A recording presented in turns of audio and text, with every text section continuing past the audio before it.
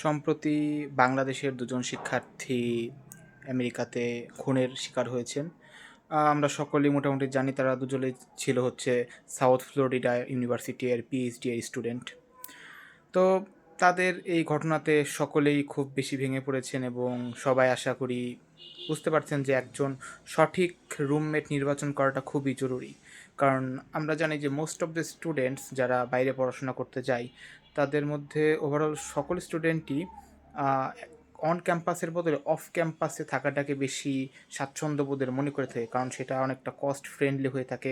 যেখানে আমরা দেখতে পারি যে অন ক্যাম্পাস যেই আমাদের ডর্মগুলো থাকে সেগুলো খুবই কস্টলি হয়ে থাকে। সো যারা স্কলারশিপ ছাড়া পড়াশোনা করে তাদের জন্য অফ ক্যাম্পাস আলাদা যেই জায়গাগুলো থাকে ওইগুলোতে থাকাটাই সবথেকে বেটার।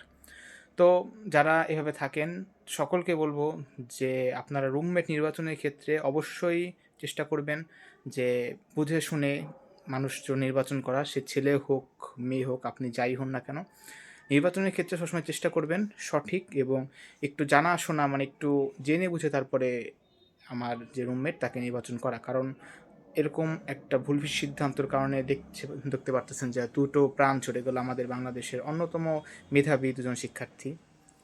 তো এই বিষয়ে নতুন করে কিছু বলার নেই, জাস্ট সকলকে সাবধান করার জন্য এই ভিডিওটা বানানো। আর সামনে অ্যাডমিশন পিরিয়ড শুরু হতে যাচ্ছে সকলের জন্য, সকল দেশের খুব সামনেই, সম্ভবত ঈদের পরেই শুরু হয়ে যাবে এটা।